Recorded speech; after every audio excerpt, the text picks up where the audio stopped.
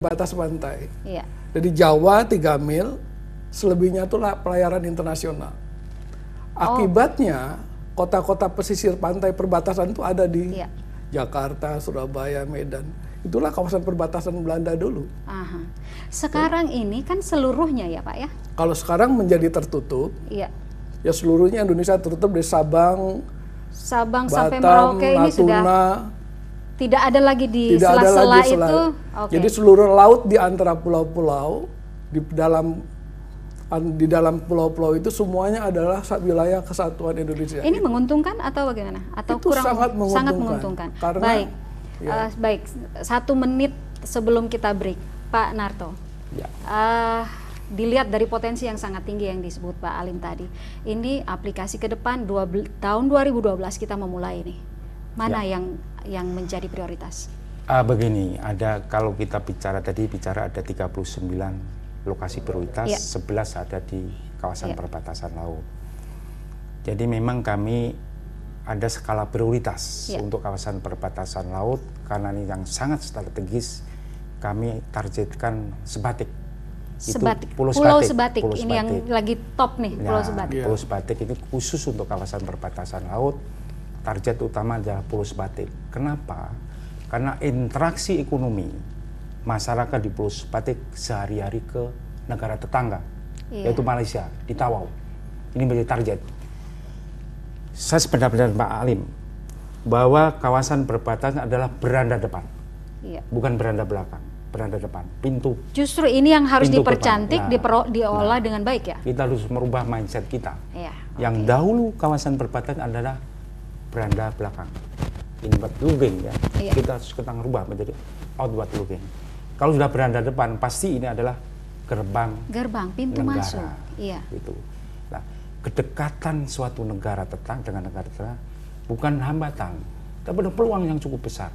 Kenapa? Karena potensi yang ada di kawasan perbatasan, pasar terdekat adalah negara tetangga. Pak Narto tadi Sebatik itu hanya contoh, tapi sinkronisasi atau keterpaduan yang tadi katanya programnya BNPB ini bagaimana?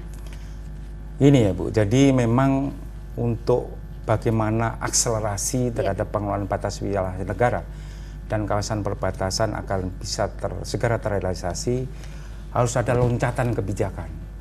Tadi Pak Ali mengatakan bahwa harus ada visi yang sama. BNPB telah menetapkan 111 kecamatan prioritas, yang untuk 2012 ada 11 kecamatan prioritas. Itulah yang menjadi garapan bersama. Nah, pertanyaan selanjutnya, apa yang menjadi garapan bersama? Di lokasi prioritas itulah yang harus ada cetak birunya. Agar supaya cetak biru nanti menjadi rujukan seluruh kementerian lembaga yang menjadi anggota BNPB atau yang mempunyai program perbatasan untuk melaksanakan cetak biru tadi. Supaya mereka bisa harmonis dalam satu tujuan, istilah Pak Alim tadi. Berarti kalau harmonis satu tujuan ini 22 kementerian dan 14 kementerian dan 12 provinsi. Iya, ini harus bersatu padu dong. dalam lokasi prioritas dengan rencana pengelolaan potensi kawasan perbatasan yang berupa cetak biru. Ya. Nah, cetak biru atau blueprint ini ini disebarkan atau dipresentasikan kepada semua kementerian dan provinsi atau bagaimana? Supaya semua mengerti, iya kan? Ya, jadi idealnya begini, dalam sebuah perencanaan, dalam sebuah pengembangan, ini yang ahlinya Pak Ali, dalam pengembangan wilayah itu harus ada rencana pengembangan berupa cetak biru. Desain kami cetak biru ini dibuat selama kurun waktu 5 tahun. Jangka panjang atau jangka pendek dong ya? 5 tahun. Nah, rencana aksi tahunan dari cetak biru ini yang menjadi implementasi di lokasi prioritas. Implementasi di lokasi prioritas, sehingga seluruh kementerian lembaga pada saat akan melaksanakan kegiatan di lokasi prioritas sudah merujuk kepada rencana aksi tahunan tersebut yang sudah diterima dalam rencana tahunan. Itulah yang baru akan terjadi harmonisasi program kementerian lembaga ketika akan melaksanakan pengelolaan batas wilayah negara dan kawasan perbatasan. Ini sudah dilakukan ya sejak tahun 2011 ini atau baru mulai nanti tahun baru 2012? Mulai tahun 2012. Baik, implementasinya Pak. Iya. Saya melihat pengertian cetak biru itu, melanjutkan Pak Narto, bahwa dalam format kebijakan tata ruang yang tadi itu dinamakan adalah rencana tata ruang wilayah perbatasan. Ya, dan itu merupakan amanat dari PP 26 2008 mengenai RT/RWN, Rencana Tata Ruang Wilayah Nasional, yang harus disusun rencana lebih rinci untuk kawasan-kawasan perbatasan. Nah, dalam rencana tata ruang itu nanti dijelaskan di mana pusat-pusat yang akan dikembangkan, baik pusat untuk wisata bahari, pusat untuk industri. Ini per tahun ya Pak?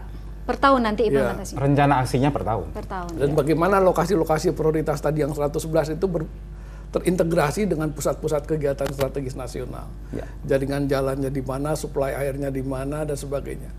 Nah, dengan adanya kejelasan dalam rencana tata ruang, maka setiap sektor menjadi punya arahan yang jelas.